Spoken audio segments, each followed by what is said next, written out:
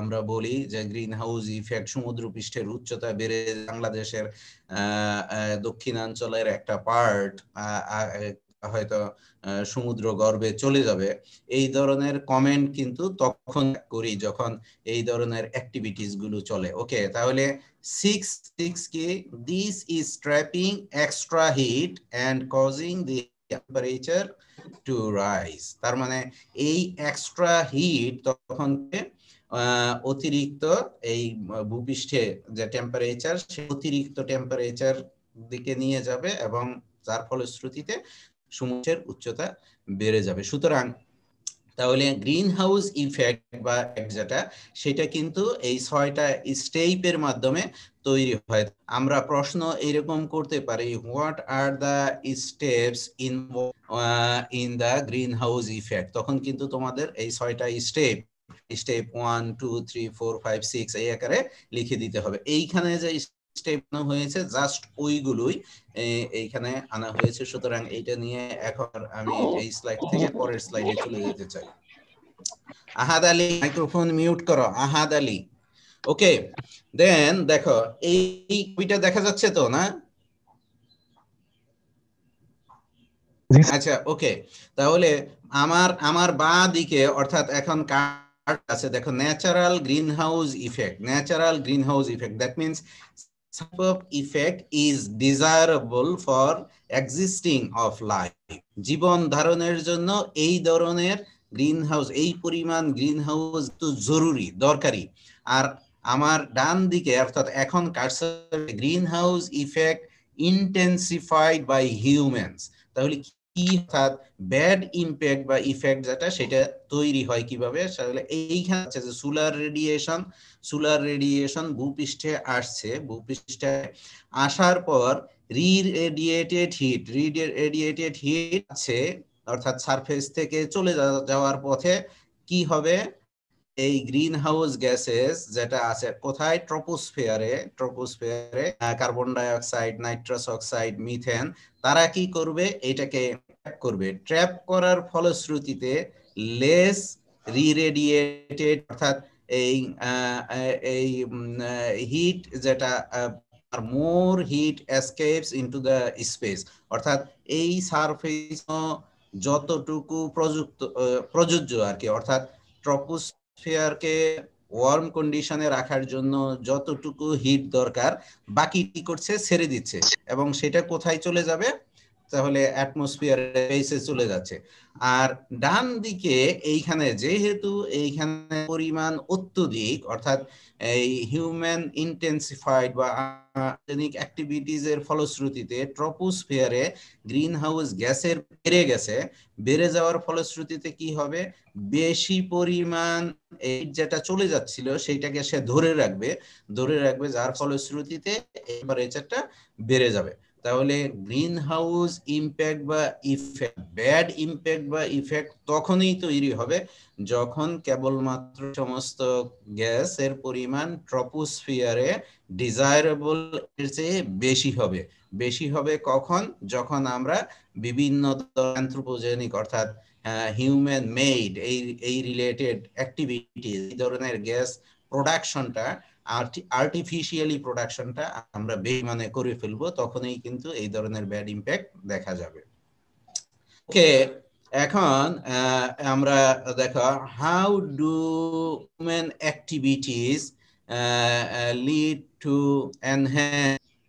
Two enhanced green house effect, অর্থাৎ আমাদের কার্যক্রমের ফলশ্রুতিতে কিভাবে গ্রিন হাউস ইফেক্ট তৈরি হয়। এই যে আমরা বললাম ট্রপোস্ফিয়ারে গ্রিন হাউস গ্যাসের পরিমাণ বেড়ে যাবে, এই গ্যাসগুলোই কি কি এবং তাদের পরিমাণ কিভাবে তারা, এইটা তোমার 1997 সালে কিয়োটো প্রটোকল, আমরা বাঙালিরা এটাকে উচ্চারণ করি কিয়োটো, মনে হয় যেন KYOTO, কিয়োটো। আসলে জাপানিজ, যেহেতু জাপানের একটি শহর, ওরা এটাকে বলে কিয়োটো, ওকে তো এর মতো উচ্চারণ করে। সুতরাং অরিজিনাল এটা আসলে কিয়োটো প্রটোকল। কিয়োটো প্রটোকল অর্থাৎ 1997 সালে জাপানের এই কিয়োটো শহরে যে ইন্টারন্যাশনাল সেমিনার হয়েছিল টু কি remove control greenhouse gas emissions এবং most of the countries of the world সেই প্রোটোকলে সাইন করেছিল যে না তারা গ্রিনহাউস গ্যাস আর অতিরিক্ত পরিমাণে তৈরি করবে এবং সেই প্রোটোকল যে গ্রিনহাউস গ্যাস হিসেবে যেগুলোকে আইডেন্টিফাই করেছিল এবং প্রোডাকশন করবে না বলে এই চুক্তিতে স্বাক্ষর সেই সমস্ত গ্যাসগুলো হলো carbon die oxide, methane oxide, হাইড্রোফ্লোরোকার্বনস, পারফ্লোরোকার্বনস এবং সালফার হেক্সাইড। এবং কিয়োটো প্রোটোকল অনুযায়ী এই দেশগুলো এই শর্তে স্বাক্ষর করেছিল যে তারা যে করেই হোক এই সমস্তগুলোর প্রোডাকশন বা ইমিশন কিভাবে রিডিউস সেই লক্ষ্যে সবাই মিলে কাজ করবে।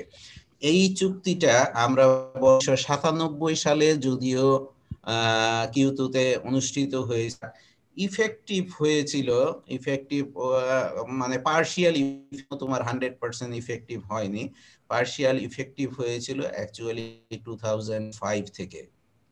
ওকে, তাহলে এর পাশাপাশি একটা গ্রাফে দেখো আমরা দেখিয়েছি এর মধ্যে কিন্তু এই যে গ্যাসগুলো কিয়োটো সমস্ত গ্যাস 6 মেইন গ্যাসেস যেগুলো আইডেন্টিফাইড করা হয়েছিল এবং তোমার কি করার জন্য এই সমস্ত গ্যাস ইমিশন করার জন্য, রিডাকশনের জন্য বা কন্ট্রোল করার জন্য বা বন্ধ করার জন্য মধ্যে কার্বন ডাই অক্সাইড তারা তখন অর্থাৎ 1997 সাল অনুযায়ী দেখা যাচ্ছিল যে কার্বন ডাই অক্সাইড ইমিশনটা ছিল এইগুলোর মধ্যে সর্বোচ্চ, সেটা হলো 84%, দেন মিথেন 9%, নাইট্রাস অক্সাইড 5% এবং ফ্লোরিনেটেড গ্যাসেস 2। ওকে, তার পরবর্তীতে 2010 সালে আরেকটা ডেটা দেওয়া হয়ে কি বলা হয়েছে 2010 সালের এই ডাটায় দেখো সারা adding a total of 49 gigaton, adding 49 gigaton, 1 gigaton equal to 1 billion tons. বুঝেছি? 1 গিগাটন সমান হলো 1 বিলিয়ন টন, আবার 1 বিলিয়ন টন সমান সমান কত? 1000 মিলিয়ন টন। হ্যাঁ, 1 মিলিয়ন মানে কত? 10 লক্ষ। সুতরাং 40 গিগা মানে প্রতি বছর অর্থাৎ 2010-এ ডেটা দেওয়া, এটা একটা স্টাডি করা হয়েছিল এবং সেই ডেটা অনুযায়ী পৃথিবীতে 2010 সালে 49 গিগাটন গ্যাস ইমিশন হয়েছিল। তার মধ্যে 60% হলো carbon die oxide, 65% carbon dioxide that is emitted from fossil fuels burning by industrial processes, and 11 carbon dioxide from forest fire, peat fire and decay, that composition of organic substances এর ফলশ্রুতিতে এসেছিল। তার মানে তাহলে কার্বনের কন্ট্রিবিউশন ছিল approximately 76%, then 6% methane, 6% nitrous oxide এবং আদার flash ছিল 2%। ওকে, তাহলে এইখানেও 2010-এর ডেটা থেকে আমাদের কাছে বিষয়টা পরিষ্কার যে হিউম্যান মেড বা হিউম্যান অ্যাক্টিভিটিস দ্বারা যে সমস্ত গ্রিন হাউস গ্যাস ইমিশন হচ্ছে তার মধ্যে মেজর কন্ট্রিবিউটর হচ্ছে কার্বন ডাই অক্সাইড এবং এই কার্বন ডাই অক্সাইড বা ইমিশন কিভাবে রিডিউস করা যায় এইটাই এখন পৃথিবীব্যাপী কিন্তু চিন্তার কারণ, মাথা ব্যথার কারণ। ওকে, এইটা আমরা রিডিউস করতে পারি তাহলে আমাদের এই যে এক্সট্রা হিট যেটা এটমসফিয়ারে ট্র্যাপিং হচ্ছে সেটাকে আমরা কন্ট্রোল করতে পারবো এবং পৃথিবী পৃষ্ঠকে বাসযোগ্য রাখতে পারবো। আদারওয়াইজ কিন্তু জীববৈচিত্র্যের অস্তিত্ব বিলীন হওয়ার সম্মুখীন হয়ে যাবে। তাহলে এখন আমরা যে এই যে আমরা গ্যাসগুলো প্রডিউস হওয়ার পিছনে কি জড়িত, কি কি অ্যাক্টিভিটি জড়িত, অর্থাৎ মানুষ কিভাবে বা কি ক্রমের দ্বারা এই গ্যাসগুলো, এই যে 6টা গ্যাস কিউ2 প্রটোকলে আইডেন্টিফাই এই গ্যাসগুলো তৈরি হচ্ছে। তাহলে 1 নাম্বার হলো fossil fuels, burning fossil fuels. Fossil fuels are formed from decomposition of dead organic matter over millions of years. For example, petroleum, coal, natural gas. যেমন আমাদের দেশে কি পর্যাপ্ত পরিমাণ গ্যাস আছে, আমরা বলি এক সময় বলা হইতো যে না Bangladesh total Bangla রুটিং on natural gases.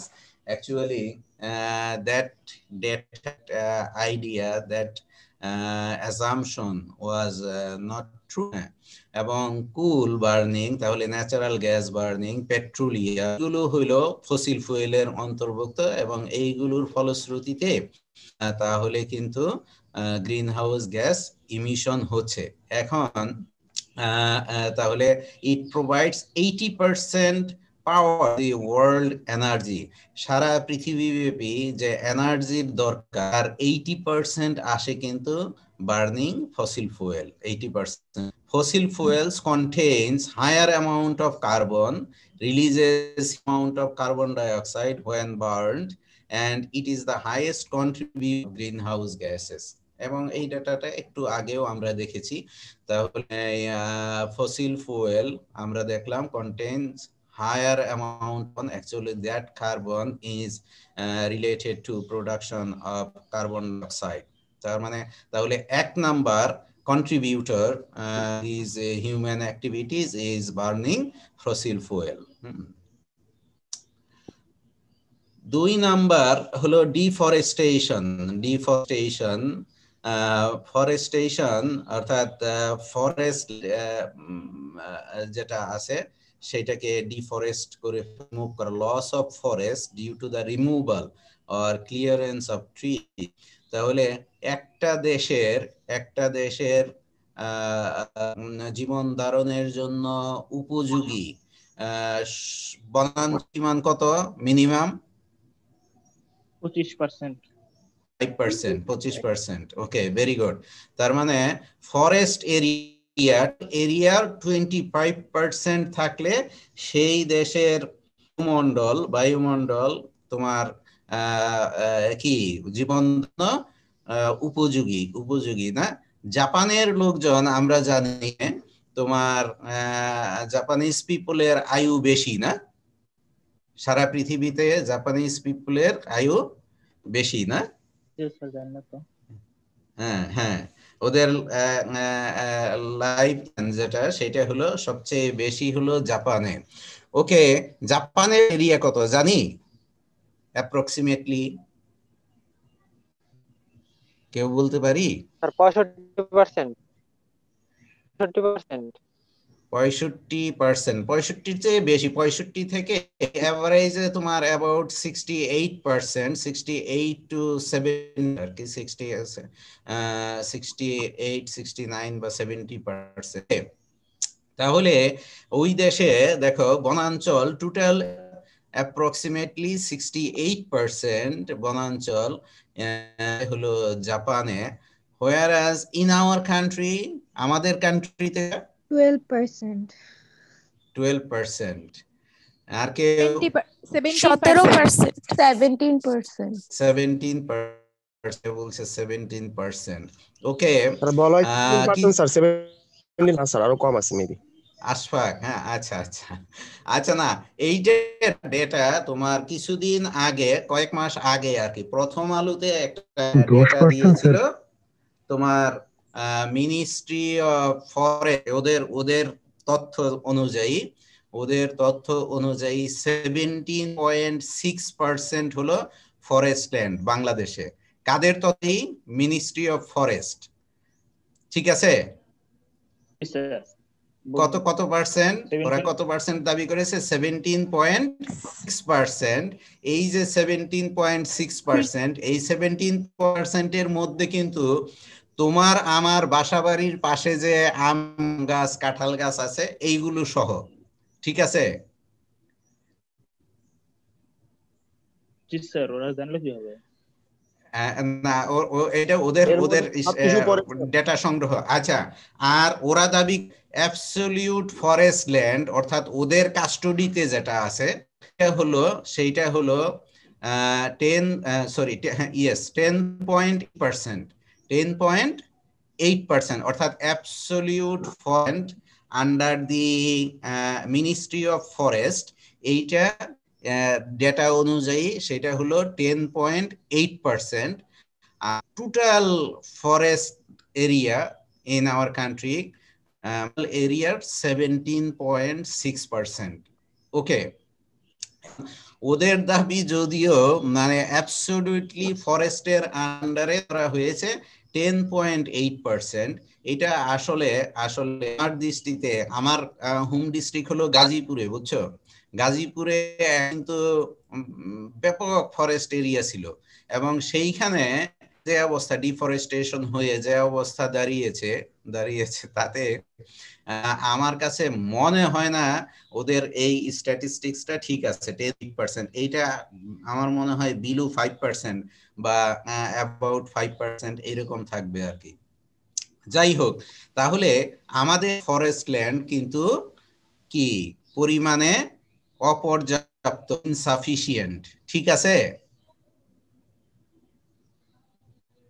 G sir, অনেক কম। অনেক কম। ওকে, আর আরেকটা স্ট্যাটিস্টিক্যাল ইনফরমেশন তোমাদেরকে দেই। পৃথিবীব্যাপী, সারা পৃথিবীব্যাপী এরকম একটা জরিপ চালালো, এবং সেইখানে বলা হয়েছে প্রতি মিনিটে, বুঝেছি, ঘন্টা না, দিন না, মাস না, বছর, মিনিট, বলা হচ্ছে প্রতি মিনিটে সারা পৃথিবী থেকে 50 একর পরিমাণ বনাঞ্চল উজাড় হচ্ছে। প্রতি মিনিটে সারা পৃথিবী থেকে 50 একর পরিমাণ বনাঞ্চল উজাড় হচ্ছে।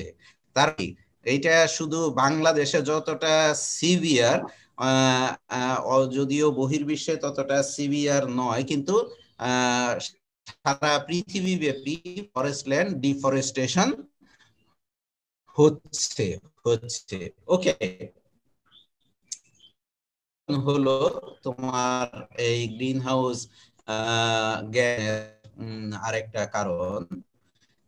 কিভাবে তাহলে কার্বন ডাই অক্সাইড দুই ভাবে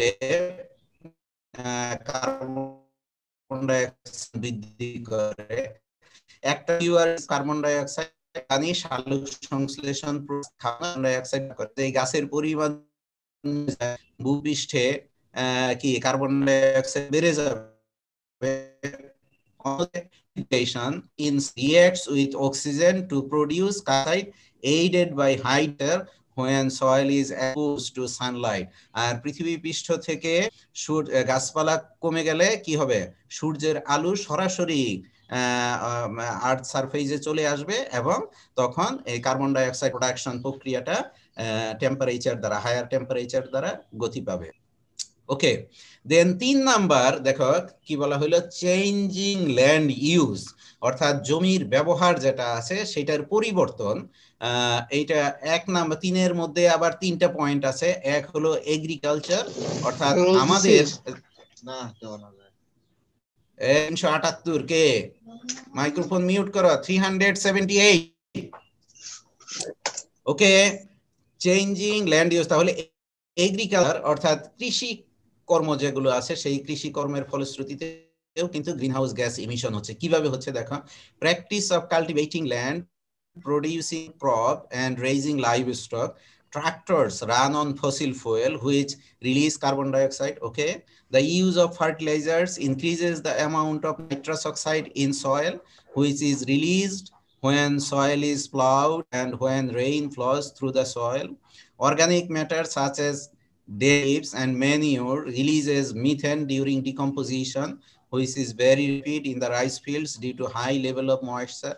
Cattle farming releases millions of tons of methane into the atmosphere annually, which is released from the digestive system of cattle, হ্যাঁ, এবং ইউরিন, স্টোল, কাউডাং এবং ইউরিন থেকে তাহলে এই ধরনের গ্যাসিয়াস সাবস্টেন্স আসতেছে। ওকে, তাহলে চেঞ্জিং ল্যান্ড ইউজ অর্থাৎ এগ্রিকালচারাল অ্যাক্টিভিটিস যে সমস্ত আছে ক্রপ প্রোডাকশন রিলিভেন্ট, সেইগুলো আমাদের crop production and cattle farming, সেইগুলো কিছু পরিমাণে হলেও গ্রিন হাউস গ্যাস প্রোডাকশনে কন্ট্রিবিউট করছে। আর ইন্ডাস্ট্রি চালানোর জন্য আমার কি দরকার? এনার্জি দরকার। তাহলে সেই এনার্জি আমি কোথা থেকে পাবো? এনার্জি পাবো বার্নিং ফসিল ফুয়েলস। তাহলে ইন্ডাস্ট্রিজ তার এবং কি হচ্ছে সারা পৃথিবীব্যাপী, আমাদের দেশেই না, কি মোর ইন্ডাস্ট্রিজ আর কি এস্টাবলিশড, হ্যাঁ, as a result agricultural land is, আমাদের দেশে কি হচ্ছে, ইজ ডিক্রিজড, হ্যাঁ, একটা substantial amount of agricultural land is already occupied by কি ইন্ডাস্ট্রিয়াল ইউনিটস আর কি আরবানাইজেশন। এর ফলশ্রুতিতে জমি যেগুলো দখল হয়ে যাচ্ছে এবং যার ফলশ্রুতিতে এবং সেইখানে যে সমস্ত অ্যাক্টিভিটি চালানো হচ্ছে তার জন্য এনার্জি দরকার। সেই এনার্জির জন্য আবার কি হচ্ছে, ফসিল ফুয়েল বার্ন করতে হচ্ছে, যার ফলশ্রুতিতে গ্রিন হাউস গ্যাস ইমিশন হচ্ছে। ওকে, দেন 3 নাম্বার হলো urbanisation, process by which an increasing number of people live in urban areas, various human activities such as traveling করতে গেলে আমাকে যানবাহন ব্যবহার করতে হয়, waste, cooking, water heating, electrical devices, lights, heating, cooling, freeze, etc. are concentrated or are necessary in urban places. হ্যাঁ, মানুষের জীবন ধারণের জন্য এই সমস্ত জিনিসগুলো কি নিত্য প্রয়োজনীয় হয়ে দাঁড়িয়েছে এবং এইগুলো আবার কি করছে, তোমার এইগুলো চালানোর জন্য আমার কি এনার্জি দরকার। all of them contribute to the amount of greenhouse gases in the atmosphere, হ্যাঁ, এবং তারা কিছু পরিমাণে হলেও পরিবেশে গ্রিনহাউস গ্যাস যোগ করছে প্রতিনিয়ত, মানে অতিরিক্ত গ্রিনহাউস গ্যাস যোগ করছে। তাহলে এই তিনটা অর্থাৎ কি কি ফ্যাক্টর এই গ্রিনহাউস গ্যাস ইফেক্টের সাথে যুক্ত, আমরা দেখলাম তিনটা মেইন ফ্যাক্টর। 1 নাম্বার আমরা বলেছি বার্নিং ফসিল ফুয়েল, 2 নাম্বার বলেছি কি,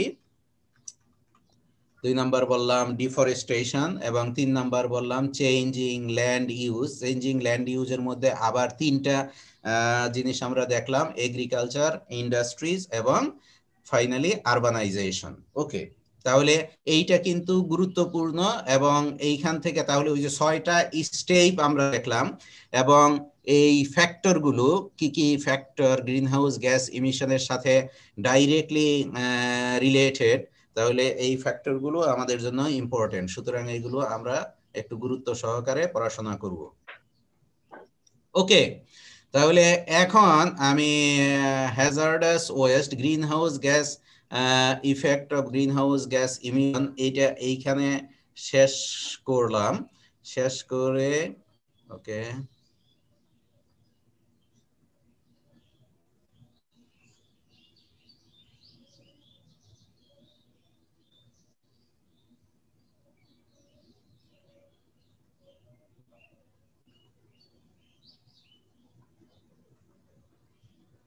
ওকে, আমি এখন চ্যাট অপশনটা অন করেছি। Please insert your ID in the chat option. ওকে,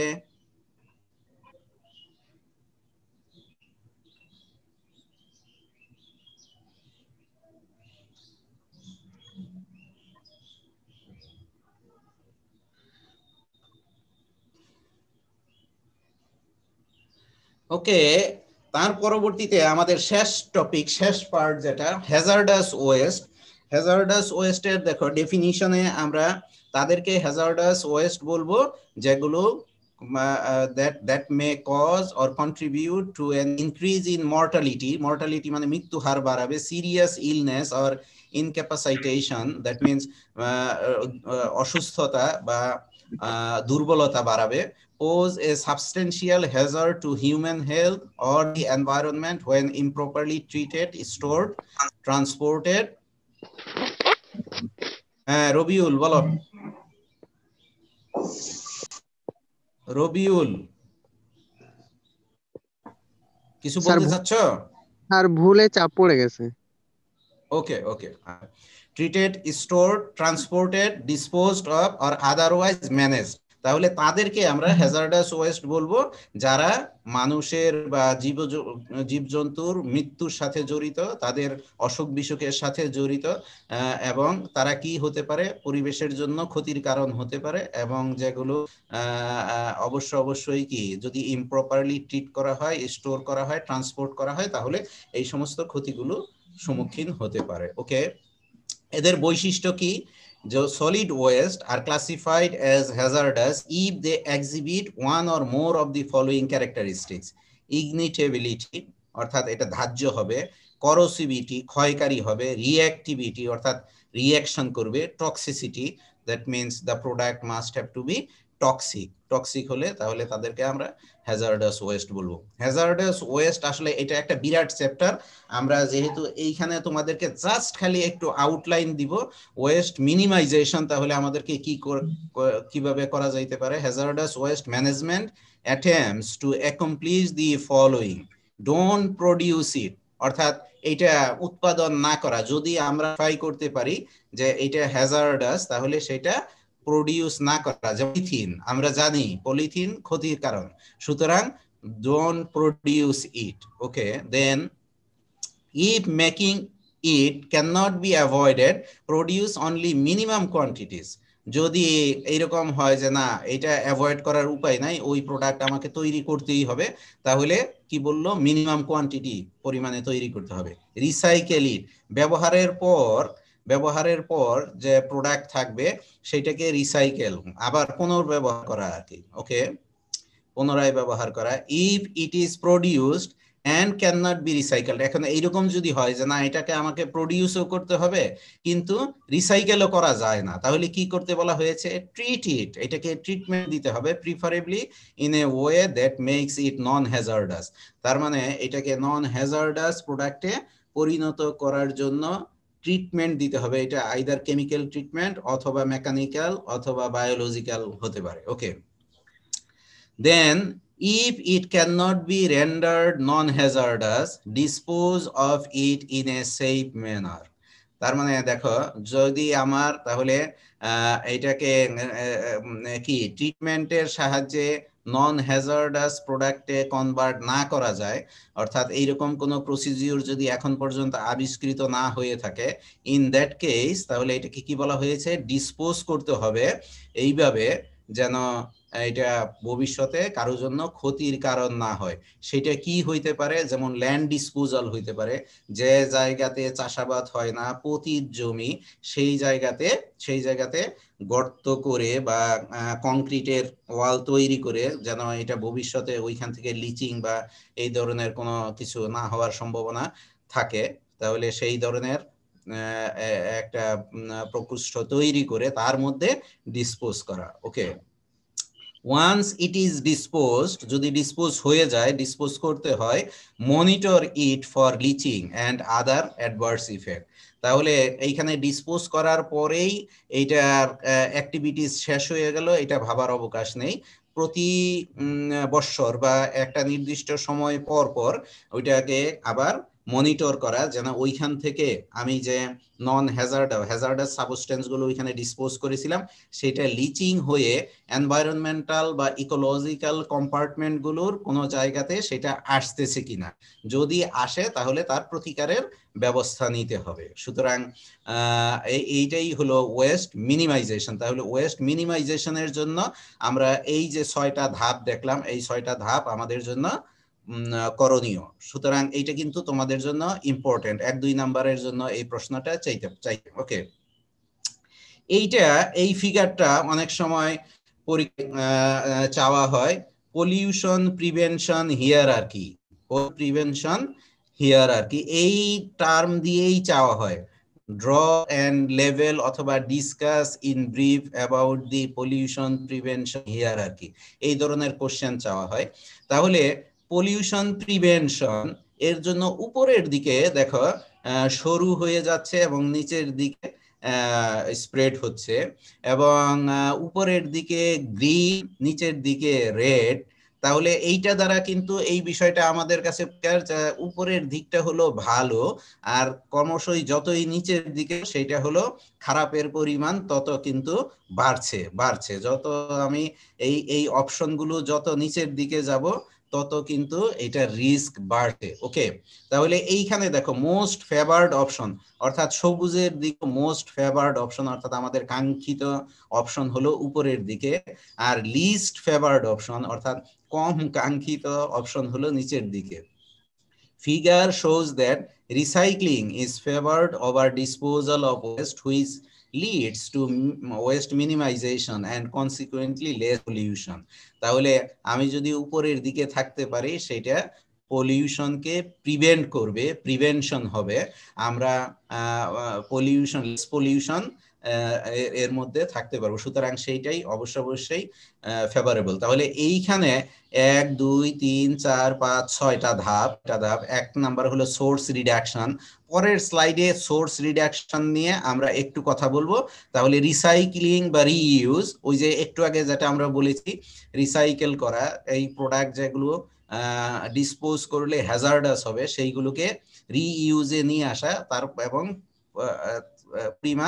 পরিমাণে কম প্রডিউস করা। ওয়েস্ট সেপারেট করে ফেলা, যেমন এইটা হ্যাজার্ডাস, এটা নন হ্যাজার্ডাস, এটা তোমার কি বার্নেবল, এটা নন বার্নেবল, এই ধরনের প্রোডাক্টে সেপারেট করে রিসাইকেল করা, সেপারেট করে ওয়েস্ট মিনিমাইজেশনের জন্য পদক্ষেপ নেওয়া। দেন ওয়েস্ট কনসেন্ট্রেশন বলতে এইখানে হিউজ ভলিউমকে আসলে স্বল্প জায়গার মধ্যে নিয়ে আসা। যেমন আমি মনে করলাম যে বিইউ ক্যাম্পাসে যে সমস্ত গাছপালা আছে সবগুলোকে প্রুনিং করা হলো, তাহলে প্রুনিং লিটার যেগুলো হবে এগুলো কি হিউজ অ্যামাউন্ট হয়ে যাবে না? এগুলো একটু শুকানোর পরে যদি আমি ফায়ার এর মধ্যে অ্যাড করি তাহলে এগুলো পুরে ছাই হয়ে যাবে, এবং ছাই যেটা হবে সেটা কিন্তু খুব সামান্য পরিমাণে হয়ে যাবে। সুতরাং এই ছাইয়ে কনভার্ট করাটাই হলো ওয়েস্ট কনসেন্ট্রেশন। দেন ওয়েস্ট ট্রিটমেন্ট, ওই যে একটু আগে আমি বলেছি ট্রিটমেন্ট মেবি কেমিক্যাল ট্রিটমেন্ট হতে পারে, বায়োলজিক্যাল ট্রিটমেন্ট হতে পারে, অথবা কি অন্য যে কোনো মেকানিক্যাল ট্রিটমেন্ট হতে পারে। তাহলে এই ধরনের ট্রিটমেন্ট দিয়ে সেটাকে যদি আমরা নন হ্যাজার্ডাস কম্পোনেন্টে কনভার্ট করতে পারি। Then finally disposal, not only disposal but also monitoring and control। যদি দেখা গেল যে না লিচিং হচ্ছে, ইন দ্যাট কেস সেটা কন্ট্রোলিং এর ব্যবস্থাও নিতে হবে।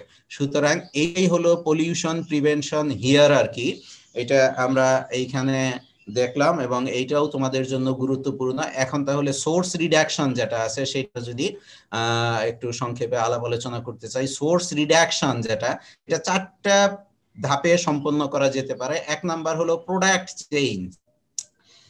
চেঞ্জ। যেমন আমরা কি পলিথিন থেকে জুট ব্যাগ, পাটের ব্যাগে চলে যেতে পারি, অর্থাৎ আমি প্রোডাক্ট হ্যাজার্ডাস প্রোডাক্ট সেই প্রোডাক্টেই পরিবর্তন করে ফেললাম, ওই প্রোডাক্ট ব্যবহার না করা। যেমন আমরা কি বললাম, পলিথিনের পরিবর্তে পাটের ব্যাগ ব্যবহার করা। দেন প্রসিডিউরাল চেঞ্জ, অর্থাৎ উৎপাদন টেকনিক যে কৌশল যেটা আছে সেইটা চেঞ্জ করা। যেমন এক সময় ইউরিয়াকশনের জন্য পার্শিয়াল রিসাইকেল প্রসেস ব্যবহার করা হতো। তাহলে পার্শিয়াল রিসাইকেল প্রসেসে কি হতো, carbon die oxide, ammonia gas যেটা ইউরিয়া প্রোডাকশনের জন্য র material, that gas actually partial losses, এবং লস হইতো এই পার্শিয়াল প্রোডাকশন, এই জন্যই নামকরণ করা হয়েছিল পার্শিয়াল প্রোডাকশন প্রসেস। কিন্তু তোমরা যে ইউরিয়া প্রোডাকশন টেকনোলজি পড়ছো সেটা কোন টেকনোলজি পড়েছো? 2-তে ইউরিয়া প্রোডাকশন টেকনোলজি পড়ি নাই? হ্যাঁ, কোন টেকনোলজি, কোন মেথডে পড়েছি? টোটাল রিসাইকেল প্রসেস, তাই না? Total recycle process. তাহলে এখন আমরা দেখলাম প্রসিডিউরাল চেঞ্জ অর্থাৎ পার্শিয়াল রিসাইকেল প্রসেস থেকে total recycle process. Total recycle কেন? এইখানে যে কার্বন ডাই অক্সাইড অ্যামোনিয়া যেটা লস হইতো আগে পার্শিয়াল রিসাইকেল প্রসেসে, টোটাল রিসাইকেল প্রসেসে সেটা লস হবে না, ওইটা আবার ট্র্যাপড হয়ে আবার তোমার প্রসিডিউরে চলে আসবে এবং আনরিঅ্যাক্টেড যেটা আছে সেটা আবার রিঅ্যাকশনে পার্টিসিপেট করবে। So that is actually procedural change. Then technology change, procedure না, টেকনোলজি চেঞ্জ হয়ে গেছে। আগে একটা কম্পিউটার, আগের দিনের কম্পিউটার আমরা শুনেছি আকার আকৃতি কিরকম ছিল জানি? আইবিএম এর যে কম্পিউটার একটা রুম দখল করে আছে, পুরা হ্যাঁ পুরা একটা রুম দখল করে আছে, একটা কম্পিউটার মানে পুরা রুম আর কি, বুঝছো?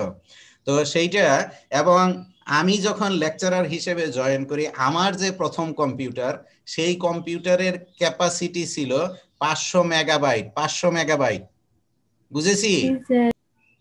কয় বছর আগে? প্রায় 20 বছর আগে, 21 বছর আমি লেকচারার হিসেবে জয়েন করেছি, 21 বছর আগে। তাহলে 21 বছর আগেও ছিল টোটাল ক্যাপাসিটি, একটা কম্পিউটারের টোটাল ক্যাপাসিটি কত ছিল? 500 মেগাবাইট। আর এখন একটা পেন ড্রাইভের ক্যাপাসিটি কত? পেন ড্রাইভের ক্যাপাসিটি কয়েকশো জিবি, কয়েকশো গিগাবাইট, মেগাবাইট তো দূরের কথা, কয়েকশো জিবি। তার মানে কি এইখানে এই যে মাইক্রো চিপস যেগুলো উদ্ভাবন করা হয়েছে, টেকনোলজি, ওই সময়ের যে টেকনোলজি ছিল সেই টেকনোলজি এখন নাই, রিপ্লেস হয়ে গেছে। তোমরা ফ্লপি ডিস্কের নাম শুনছো? ফ্লপি ডিস্ক কম্পিউটারে এখন যে পেন ড্রাইভ দিয়ে আমরা ডেটা ট্রান্সফার করি না, এক কম্পিউটার থেকে আরেক কম্পিউটারে বা এক জায়গা থেকে আরেক জায়গায়, আমরা ব্যবহার করেছি ফ্লপি। সেটার ক্যাপাসিটি ছিল 1.44 মেগাবাইট ফ্লপি ডিস্ক। এখনো সিম্বল আছে আমার কাছে, 1.44 মেগাবাইট। হ্যাঁ, আর এখন ওই যে বললাম পেন ড্রাইভের ক্যাপাসিটি কয়েকশো জিবি হইতে পারে। ওকে, টেকনোলজি চেঞ্জ। দেন ইনপুট ম্যাটেরিয়াল চেঞ্জ। বাসা বাড়িতে এখন আর ফ্লোরোসেন্ট ল্যাম্প ব্যবহার করা হয়?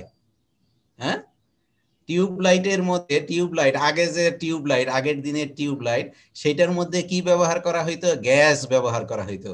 এখন টিউবলাইটে কি ব্যবহার করা হয় বা আমরা যে বাসা বাড়িতে ব্যবহার করি? এলইডি, লাইট ইমিটিং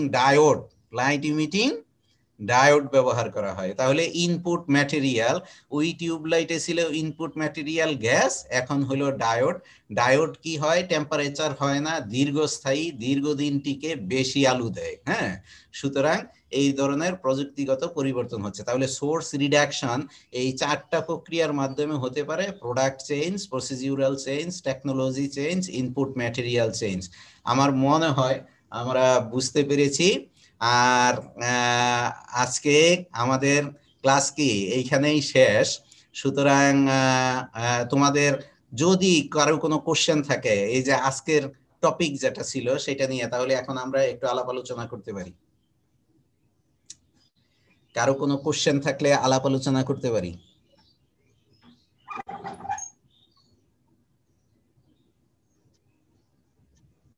আছে?